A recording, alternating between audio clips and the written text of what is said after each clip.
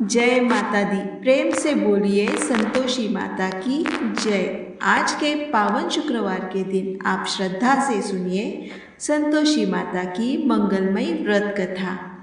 एक समय की बात है, एक वृद्धा थी, सीधी सादी, धर्मपरायण और अपने 7 पुत्रों पर प्राण निछावर करने वाली। उसके 6 बेटे बड़े कर्मठ, कमाने वाले और घर गृहस्थी संभालने वाले थे, पर 7वां बेटा भोला, सरल और थोड़ा अकर्मण्य, परंतु हृदय उसका अत्यंत निर्मल था। बुढ़िया माँ रोज 6 पुत्रों के लिए बड़े प्रेम से रसोई बनाती, उन्हें स्नेहपूर्वक भोजन परोसती और जब वे सब तृप्त होकर उठ जाते तब थालियों में बचा हुआ जो थोड़ा बहुत अन्न रहता उसे इकट्ठा कर 7वें बेटे को दे देती। पर वह भोला मन का इतना निर्मल था कि उसे यह भेद कभी समझ ही नहीं आया। उसे लगता था माँ मुझे भी उतने ही प्रेम से खिलाती है। एक दिन उसने अपनी पत्नी से कहा, देखो तो मेरी माँ मुझसे कितना प्यार करती है। बहू ने हल्की सी हंसी के साथ कहा, क्यों नहीं, सबका झूठा बचा हुआ तुम्हें ही तो मिलता है। उसने चौंक कर पूछा, ऐसा कैसे हो सकता है? मैं आंखों से देखे बगैर विश्वास नहीं कर सकता। बहू फिर हंस पड़ी, देख लोगे तो मानोगे, अभी क्या समझाऊं। कुछ ही दिनों बाद घर में एक बड़ा त्योहार आया। 7 प्रकार का स्वादिष्ट भोजन बना, पूरी, कढ़ी, सब्जियां, खीर और वही चूरमे के लड्डू, जिनकी सुगंध से पूरा आंगन महक उठा। 7वां बेटा अपनी माँ की सच्चाई परखने के लिए बहाना बनाकर बोला कि उसके सिर में दर्द है। उसने एक पतला कपड़ा सिर पर ओढ़ा और चुपचाप आकर रसोई घर के कोने में लेट गया। कपड़े की जाली से सब दृश्य साफ दिखाई दे रहा था। कुछ देर में 6 भाई भोजन करने आए। उसने देखा माँ प्रत्येक के लिए सुंदर आसन बिछा रही है, थालियों में 7 प्रकार का भोजन सजा रही है, प्रेम से आग्रह कर करके उन्हें जिमाती जा रही है। उसके मन में हल्का सा संदेह और थोड़ी पीड़ा दोनों ही एक साथ उठने लगे।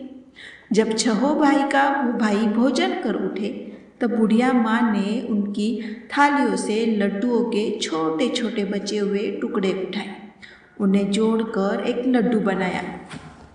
फिर पूरे मन से झूठन साफ की और पुकारा, उठ बेटा, तेरे 6 भाई का भोजन हो चुका है, अब तू ही बाकी है, चल तू कब खाएगा।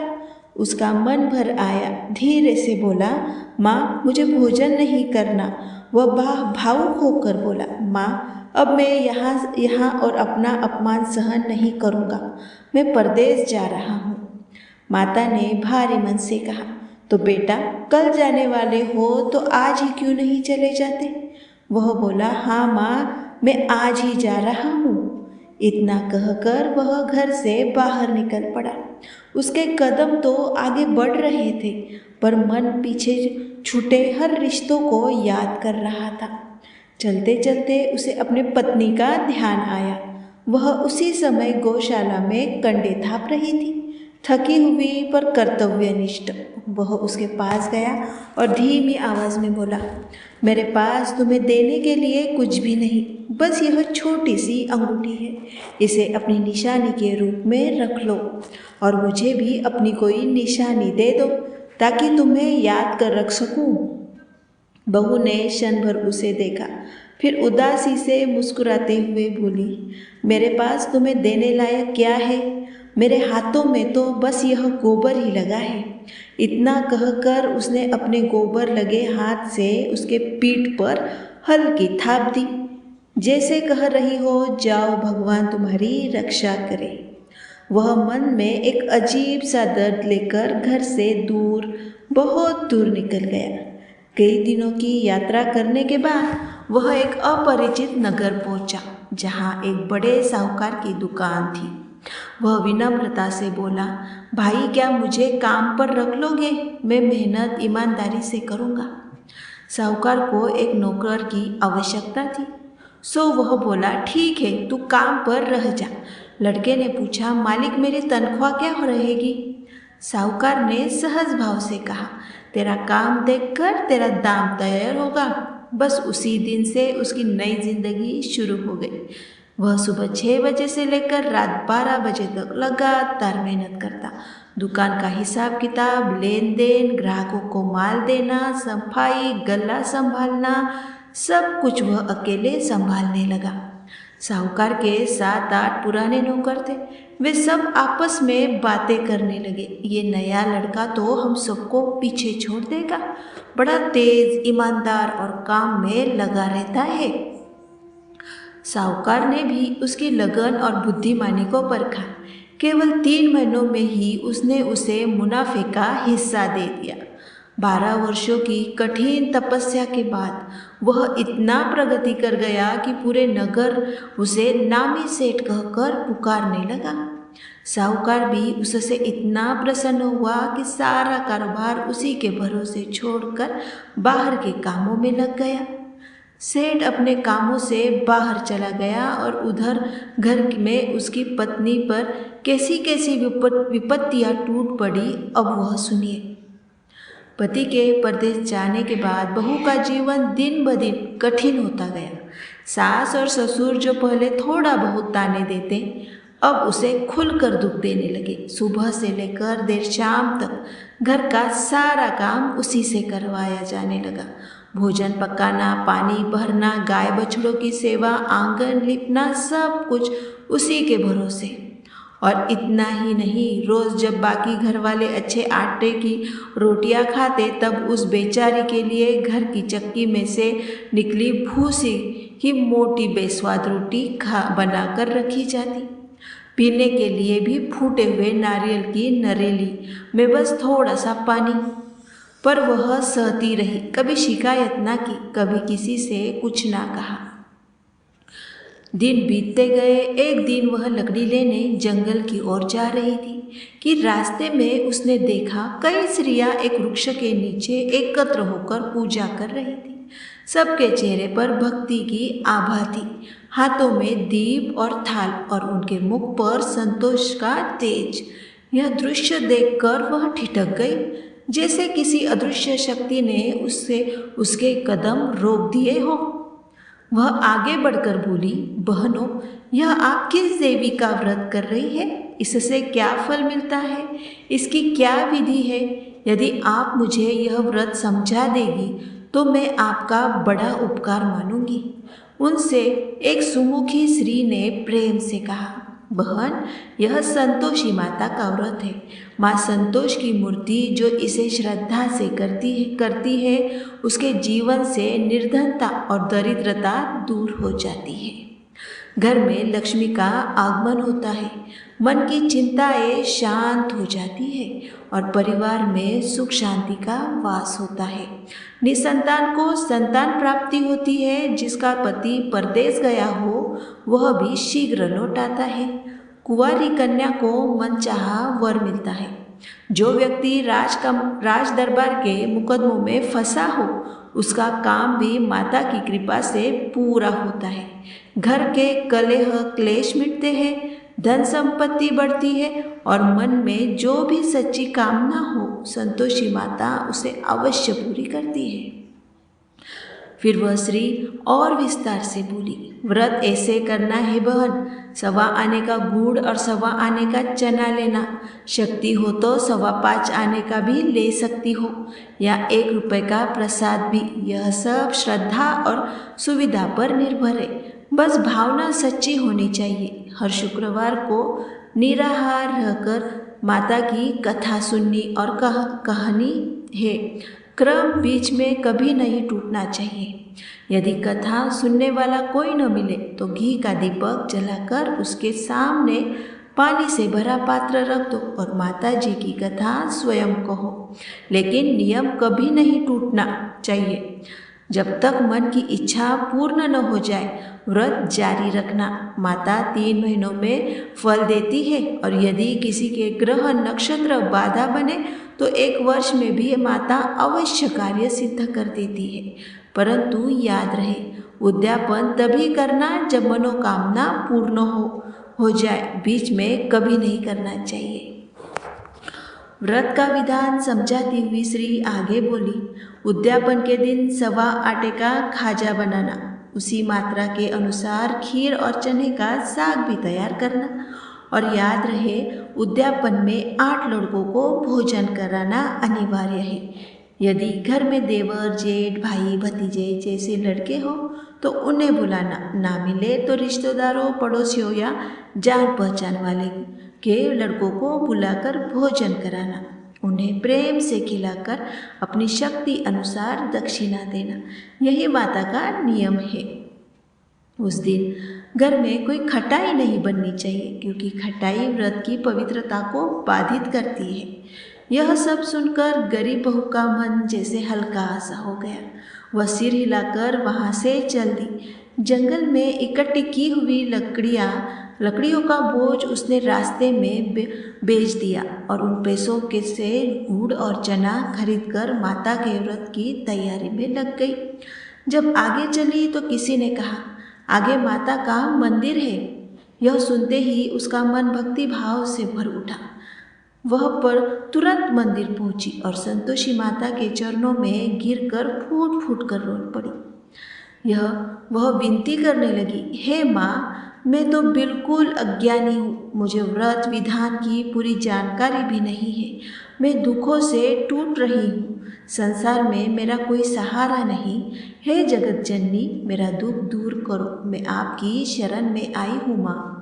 संतोषी माता करुणा की साक्षात मूर्ति है। उसकी सच्ची प्रार्थना सुनकर माता का हृदय द्रवित हो गया।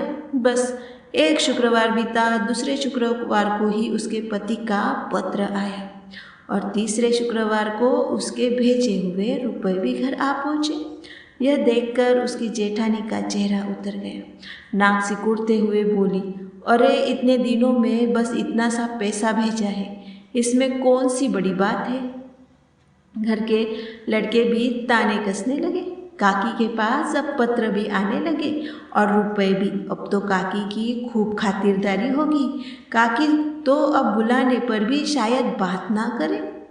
पर वह बेचारी सरल और सीधी बस इतना ही बोली, भैया पत्र आए या रुपए आए, अच्छा ही है ना, सबके लिए सुख की बात है। यह कहकर उसकी आंखों में आंसू भर आए। वह चुपचाप माता के मंदिर चली गई और माता के चरणों में गिर पड़ी। रोते रोते बोली, माँ, मैंने आपसे धन नहीं मांगा, धन दौलत से मुझे क्या लेना देना। मुझे तो सिर्फ अपने सुहाग की चिंता है। मैं तो अपने स्वामी के दर्शन चाहती हूँ, उनकी सेवा चाहती हूँ। माँ संतोषी उसकी विनय से प्रसन्न हुई और प्रेम भरे स्वर में बोली, जा बेटी, तेरा स्वामी अवश्य आएगा। यह सुनकर वह खुशी से पागल हुई जा रही थी। घर लौटकर और भी मन लगाकर काम करने लगी। उधर माता संतोषी मन ही मन विचार करने लगी, मैंने इस भोली पुत्री से कह तो दिया कि उसका पति आएगा, पर आएगा कहाँ से। बेचारा तो इसके बारे में स्वप्न में भी नहीं सोचता। बूढ़ी औरत स्वप्न में उस साहूकार के बेटे के सामने प्रकट हुई और कोमल स्वर में पूछने लगी, बेटा, तुम सो रहे हो या जाग रहे हो। वह घबरा कर बोला, माता, मैं न पूरी तरह सोया हूँ और न ही जागा हूँ, कुछ बीच ही बीच की दशा में हूँ। कृपा करके बताइए, आपकी क्या आज्ञा है। माँ ने गंभीरता से पूछा, पुत्र, तेरे घर बार का क्या हाल है, वहाँ सब कुशल तो है। लड़का बोला, माता, मेरे पास सब कुछ है, माँ बाप, भाई बहन, बहू, किस चीज़ की कमी नहीं है। माँ ने गहरी सांस लेते हुए कहा, पुत्र, पर तेरी घरवाली बड़ी कष्ट में है। तेरे माँ बाप उसे दुख दे रहे हैं। वह तुझे याद करते करते सूख गई है। उसकी सुध तो ले। लड़के की आंखें भर आई। हाँ माता, यह बात तो मुझे मालूम भी है। उसने दुखी होकर कहा, लेकिन जाऊँ कैसे। दूर देश की बात है, लेन देन का हिसाब उलझा पड़ा है। कोई रास्ता समझ नहीं आता, मैं घर कैसे लौटूं? माँ ने स्नेह भरे स्वर में कहा, मेरी बात मान पुत्र, सुबह नहा धोकर संतोषी माता का नाम लेकर घी का दीपक जलाना और दंडवत कर अपनी दुकान पर बैठ जाना। देखते देखते तेरा सारा लेन देन पूरा हो जाएगा, जमा हुआ माल बिक जाएगा और सांझ होते होते तेरे धन का ढेर लग जाएगा। फिर बिना चिंता घर लौट जाना। अगली सुबह वह जल्दी उठकर अपने मित्रों को यह स्वप्न सुनाने लगा, पर सब उसकी खिल्ली उड़ाने लगे। कहीं सपने भी सच होते हैं? सब हंस रहे थे। तभी एक बूढ़ा सज्जन बोला, देख बेटा, देवता ने जैसा कहा है वैसा ही कर लेना, इसमें तेरा क्या जाता है, कोशिश तो कर ले। उसने बूढ़े की बात मान ली। वह नहा धोकर संतोषी माता को दंडवत कर घी का दीपक जलाकर अपनी दुकान पर बैठ गया। थोड़ी ही देर में उसने आश्चर्य से देखा कि देने वाले रुपया लेकर आने लगे, लेने वाले हिसाब चुकाने लगे और कोठी के माल के खरीदार नगद सौदे करने लगे। शाम तक उसकी दुकान में धन का ढेर लग चुका था। माता का नाम लेकर उसका मन उल्लास से भर गया। वह घर जाने के लिए अपनी पत्नी के लिए गहना, कपड़ा और ज़रूरी सामान खरीदने लगा और फिर यात्रा पर निकल पड़ा। उधर उसकी बेचारी पत्नी रोज की तरह जंगल में लकड़ी लेने गई। लौटते समय वह थोड़ी देर के लिए संतोषी माता के मंदिर में विश्राम करती थी। वही उसका प्रतिदिन का ठहरने का स्थान था। उसने दूर से उड़ती धूल देखकर माता से पूछा, हे माता, यह धूल कैसे उड़ रही है? माँ मुस्कुराकर बोली, पुत्री, यह धूल नहीं, तेरा सौभाग्य है। तेरा पति तेरी ओर आ रहा है, जल्दी कर, लकड़ियों के 3 बोझ बना ले। माँ ने उसे समझाया, पुत्री, लकड़ियों के 3 गट्ठर बना ले, एक नदी के किनारे रख देना, दूसरा मेरे मंदिर पर चढ़ा देना और तीसरा अपने सिर पर ले जाना। जब मैं तेरा पति आएगा और लकड़ी के उस ढेर को देखेगा तो स्वयं ही उसे यही रुकने का मन होगा। यह विश्राम करेगा, थोड़ा नाश्ता पानी बनाएगा और फिर तू मुझसे मिलने आएगा। तभी तू सिर पर लकड़ी का बोझ उठाकर गांव के बीच चौक में पहुंचना और 3 बार ऊंची आवाज में कहना, लो सासू जी, लकड़ियों का गट्ठा लाई हूँ, भूसी की रोटी दो, नारियल के खोखे में पानी दो, आज कौन मेहमान आया है? माँ की यह बात सुनकर वह प्रसन्न हो उठी और बोली, बहुत अच्छा माताजी। वह जल्द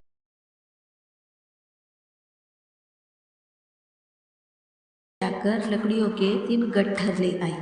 एक नदी के तट पर रखा, दूसरा माता के मंदिर पर अर्पित किया और तीसरा सिर पर रखकर अपने रास्ते चली गई। इतने में ही वह मुसाफिर यानी उसका अपना पति वहां आ पहुंचा।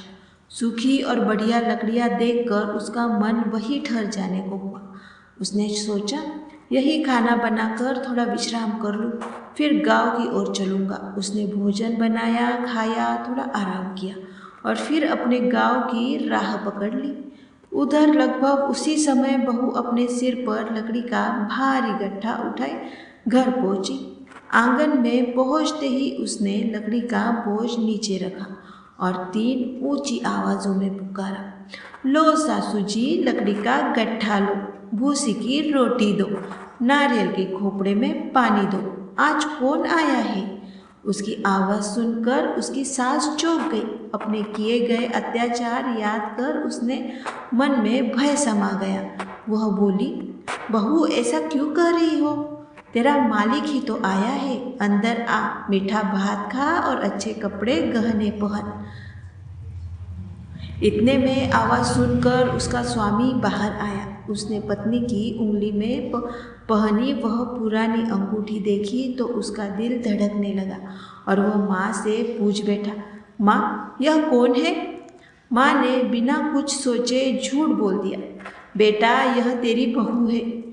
12 साल हो गए जब से तू गया है, तब से यह तो पूरे गांव में इधर उधर जानवरों की तरह घूमती रहती है, घर का कोई काम नहीं करती, दिन में 4 बार आकर खा जाती है और अब तुझे देखकर भूसी की रोटी और नारियल के खोखे में पानी मांग रही है।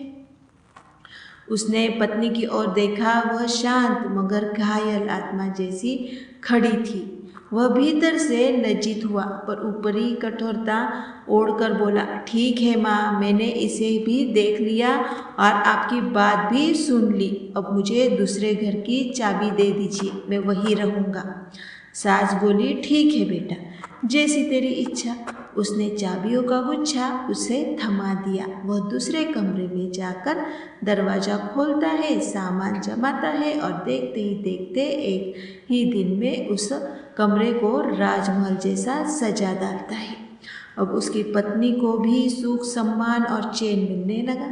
इसी बीच अगला शुक्रवार आया। बहू ने नम्रता से अपने पति से कहा, मुझे माता का उद्यापन करना है। पति मुस्कुराकर बोला, बहुत अच्छा, जो मन चाहे कर लो, अपनी खुशी से यह पुण्य पूरा और करो। पति ने कहा, तुम अपनी खुशी से कर लेना। बस यह बात सुनकर वह तुरंत उद्यापन की तैयारी में जुट गई। उसके मन में श्रद्धा का दीपक जल चुका था।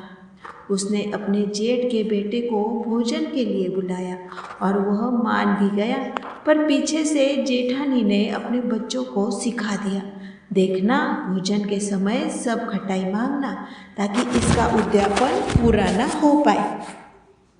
भोजन का समय आया, लड़के आए और मीठी मीठी खीर पेट भर कर खाई। पर जैसे ही सिखाई गई बात याद आई, वे तुनक कर बोले, हमें खटाई चाहिए, खीर तो अब बिल्कुल नहीं भा रही। बहू ने शांत स्वर में कहा, आज खटाई नहीं दी जाएगी, वह संतोषी माता का प्रसाद है। लेकिन लड़के जिद में आकर बोले, अच्छा तो पैसे ही दे दो। भोली भाली बहू जो यह नियम नहीं समझती थी, उसने मासूमियत से उन्हें पैसे दे दिए। लड़के तुरंत बाहर भागे और इमली लेकर खाने लगे। यह दृश्य देखकर संतोषी माता को क्रोध आ गया। इधर उधर से खबर आई कि राजा के दूत उसके पति को पकड़कर ले गए। घर में कोहराम मच गया और जेठ जेठानी जहर भरे शब्दों में बोले, हाँ, खूब धन लूट लूट कर लाया था, अब राजा के आगे सब खुल जाएगा, जेल की रोटी खाएगा तो समझ आएगा। यह सब सुनकर बहू का हृदय फट गया। वह रोती रोती माता के मंदिर जा पहुंची और माँ के चरणों में गिरकर बिसूरने लगी, हे माता, मैंने ऐसा क्या अपराध किया? पहले हंसाकर क्यों रुलाया? यह कैसी परीक्षा है? तब माता की गंभीर आवाज़ गूंजी, पुत्री, तूने उद्यापन करते समय मेरा व्रत भंग किया है। क्या इतने जल्दी सब नियम भूल गई? बहू ने कांपती आवाज़ में कहा, माँ, मैंने आपको नहीं भुलाया, न ही कोई अपराध किया, सिर्फ लड़कों ने मुझे भ्रम में डाल दिया। मैंने अनजाने में उन्हें पैसे दे दिए। माँ, मुझे क्षमा कर दो। माता ने कठोर स्वर में कहा, ऐसी भूल भी कहीं होती है? वह बिलखते हुए बोली, माता, मैं अपनी गलती मानती हूँ, मुझे माफ़ कर दो माँ, मैं फिर से आपका उद्यापन पूरी श्रद्धा से करूँगी। माता का हृदय पसीज गया। उन्होंने कहा, ठीक है पुत्री, लेकिन अब भूल मत करना। वह रोते रोते बोली, अब कभी भूल नहीं होगी माता, कृपा कर बताओ मेरे स्वामी कैसे आएंगे? माता बोली, जा पुत्री, तेरा मालिक तुझे रास्ते में ही मिलता चला आएगा। बहू मंदिर से निकली ही थी कि रास्ते में उसका पति सामने से आता दिखा। उसे देखते ही वह रुक गई। आंखों में पानी और प्यार तैर गया। उसके व्याकुल होकर पूछा, आप कहाँ गए थे? क्या हुआ था? पति ने धीरे से कहा। पति ने गहरी सांस लेकर कहा, इतना धन जो मैंने एक साथ कमाया था, उसका कर राजा ने मांगा था, मैं वही जमा कराने गया था। यह सुनकर बहू के चेहरे पर जैसे उजाला छा गया। उसने राहत की सांस लेते हुए कहा, बहुत अच्छा, अब चलिए घर, सब ठीक हो गया। कुछ दिन बीते और फिर एक पवित्र शुक्रवार आया। बहू श्रद्धा से बोली, मुझे माता का उद्यापन करना है। पति ने मुस्कुराकर कहा, कर लो, पूरा मन लगाकर करो। वह फिर जेठ के लड़कों को भोजन के लिए बुलाने गई, लेकिन जेठानी ने ताने भी मारे और लड़कों को दोबारा वही सेक दे दी। जैसे ही खाना शुरू हो पहले ही खटाई मांग लेना। भोजन का समय आया। लड़कों ने थाली देखते ही तुनक कर कहा, हमें खीर अच्छी नहीं लगती, हमें तो खटाई ही चाहिए। बहू ने दृढ़ होकर कहा, आज खटाई किसी को नहीं मिलेगी, यह प्रसाद है, खाना हो तो खाओ। यह लड़के नहीं माने तो उसने ब्राह्मणों के लड़के बुलाए और उन्हें प्रेम से भोजन कराया। यथाशक्ति दक्षिणा देने की जगह वह एक एक मीठा फल रखकर बोली, माता के नाम पर इसे स्वीकार करें। उसकी भक्ति और सादगी देखकर संतोषी माता प्रसन्न हो उठी। माता की कृपा से 9वें महीने में उसे चंद्रमा जैसा सौम्य रूपवान पुत्र प्राप्त हुआ। पुत्र के आने के बाद वह प्रतिदिन माता के मंदिर जाती, अपने छोटे से लाल को गोद में लेकर माता के चरणों में प्रणाम करती। यह देखकर माता के मन में विचार आया, यह रोज इतनी निष्ठा से मेरे पास आती है, क्यों न आज मैं ही इसके घर जाकर देखूं कि इसका जीवन कैसा है। यह सोचकर माता ने एक भयंकर रूप धारण किया। चेहरा गूढ़ और चन्ने से सना हुआ, ऊपर की ओर उठे ओट सूंड जैसे प्रतीत होते थे और उस पर भिन भिनाती मक्खियों का झुंड। माता ने जब दहलीज पर कदम रखा तो उसकी सांस डर के मारे चीख उठी। जब वह राह से गुजर रही थी तभी कुछ लड़के घबरा कर चिल्लाए, देखो कोई चुड़ैल, कोई डाकिनी चली आ रही है, इसे भगाओ नहीं तो किसी को नुकसान पहुंचा देगी। उसकी आवाज़ सुनकर आसपास हलचल मच गई। लड़के डरकर खिड़कियां बंद करने लगे, कोई दरवाजों के पीछे छिप गया। उधर बहू रोशनदान से यह दृश्य देख रही थी। जैसे ही उसने उस छाया को देखा, उसके चेहरे पर अद्भुत प्रसन्नता छलक उठी। वह मानो पगली सी होकर चिल्लाई, आज मेरे घर मेरी माता आई है। यह कहते हुए वह घबराहट से बच्चे को दूध पिलाने से हट गई। इतने में सास का धैर्य टूट गया। क्रोध में भरकर बोली, अरे यह क्या पागलपन है, ऐसे देखकर तू कैसे उतावली हो गई कि बच्चे को ही पटक दिया। पर तभी संतोषी माता के प्रताप से घर का दृश्य बदलने लगा। जिस ओर भी नजर जाती वहां लड़के ही लड़के दिखाई देने लगे, मानो सबकी आंखें भ्रमित हो गई। बहू आंखों में चमक लिए बोली, माँ जी, जिन्हें देखकर मैं इतनी प्रसन्न हुई हूँ, यह वही संतोषी माता है जिनका मैं मन से व्रत करती हूँ। यह कहते ही वह दौड़कर सारे दरवाजे खोल देती है। घर के लोग भी हक्का बक्का रह गए। धीरे धीरे सबके मन से भय हटने लगा। सब मिलकर माता के चरण पकड़ लिए और विनती करने लगे, हे माता, हम मूर्ख है, अज्ञानी है, हमें आपके व्रत की विधि ठीक से नहीं जानी, अनजाने में आपका व्रत भंग कर दिया, यह हमारा बड़ा अपराध है। हे माता, जैसे आपने अपनी भक्त बहू पर आपने कृपा बरसाई, वैसे ही कृपा सब पर बनी रहे। फिर सब हाथ जोड़कर बोले, जो भी इस कथा को पढ़ेगा या श्रद्धा से सुनेगा, माता उसके सभी मनोरथ पूर्ण करेगी। प्रेम से बोलिए संतोषी माता की जय। और अंत में भक्तों की आवाज़ फिर गूंजी, प्रेम से बोलिए संतोषी माता की जय। अगर आपको यह कथा पसंद आए तो इसे लाइक करें, कमेंट करें और अपने दोस्तों के साथ ज़रूर शेयर करें।